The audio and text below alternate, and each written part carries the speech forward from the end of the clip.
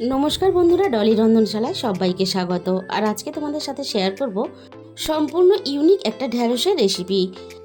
আর এইভাবে ঢ্যাঁড়স বানালে এতটাই টেস্টি হয়, যখন তোমরা বানাবে তখন কিন্তু ঢ্যাঁড়সের পরিমাণটা একটু বেশি নিয়ে বানাবে, কারণ ঢ্যাঁড়স রান্না হওয়ার পরে অনেকটা কমে যায়। আর এইভাবে যখন বানাবে তখন কিন্তু তুমি বানাবে, অথচ শেষের বেলা তোমার জন্যই কম পড়ে যাবে। আমি এখানে 250 গ্রাম পরিমাণ ঢ্যাঁড়স নিয়েছি। আর ঢ্যাঁড়সগুলো দেখো, প্রথমে খুব ভালোভাবে ধুয়ে এরকম করে ছোট ছোট করে আমি কেটে নিয়েছি। আমি এবার ঢ্যাঁড়সের মধ্যে দুটো মাঝারি সাইজের পেঁয়াজ কুচি এরকম একটু বড় বড় করে কেটে দিয়ে দিলাম। আর আমি এখানে দিয়ে দিলাম 1 চামচ পরিমাণ রসুন বাটা, আর দিয়ে দিলাম এখানে একটা ছোট সাইজের টমেটো কুচি। এবার আমি একে একে মশলা দিয়ে দেব। দিয়ে দিলাম এখানে 1/2 চামচ পরিমাণ হলুদ গুঁড়ো, আর দিয়ে দিলাম ঝালের জন্য 1/2 চামচ পরিমাণ ঝাল লঙ্কার গুঁড়ো। ঝালের পরিমাণটা তোমরা নিজেদের মতন করে ব্যবহার করবে।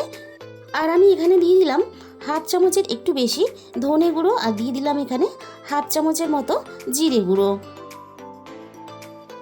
আর আমি এখানে দিয়ে দিলাম চায়ের বড় চামচের 2 চামচ পরিমাণ টক দই।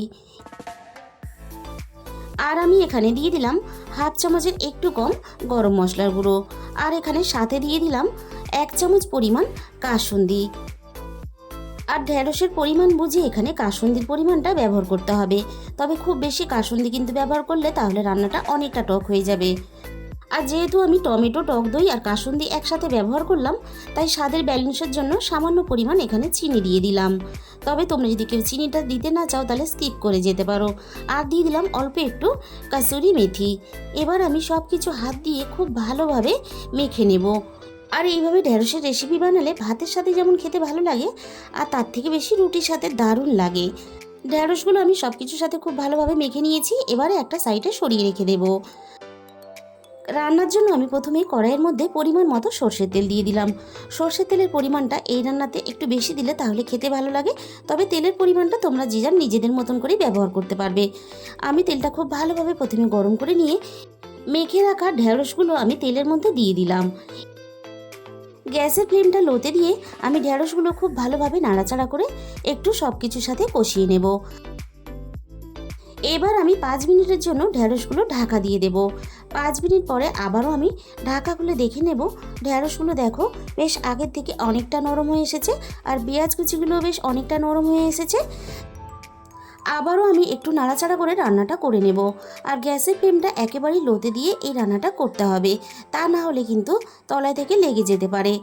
আর এইভাবে ঢ্যাঁড়স রান্না করলে খুব কম সময়ে কিন্তু রান্নাটাও হয়ে যায়, আর খেতে দারুণ টেস্টি হয়।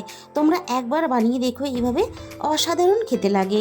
আমি এবার ঢ্যাঁড়সটা আরও একটু এইভাবে হতে দেব। সব কিছু একসাথে খুব ভালোভাবে বেশ কয়েক মিনিট নাড়াচাড়া করে কষিয়ে নেওয়ার পরে এখানে আমি স্বাদ মতো লবণ দিয়ে দিলাম। আবারও আমি লবণটাকে সব কিছুর সাথে খুব ভালোভাবে নাড়াচাড়া করে মিশিয়ে দিয়ে আবারও একটু কষিয়ে নিলাম। যে থালাতে আমি ঢ্যাঁড়সটা মেখেছিলাম সেই থালাতে অল্প একটু জল দিয়ে মশলাটা খুব ভালোভাবে ধুয়ে আমি রান্নার মধ্যে দিয়ে দিলাম। তবে খুব বেশি কিন্তু জল দেবে না, এরকম অল্প একটু জল দেবে যাতে ঢ্যাঁড়সটা খুব ভালোভাবে সিদ্ধ হয়ে যায়। আবারও আমি সব কিছু একসাথে নাড়াচাড়া করে খুব ভালোভাবে এখানে মিশিয়ে দিলাম।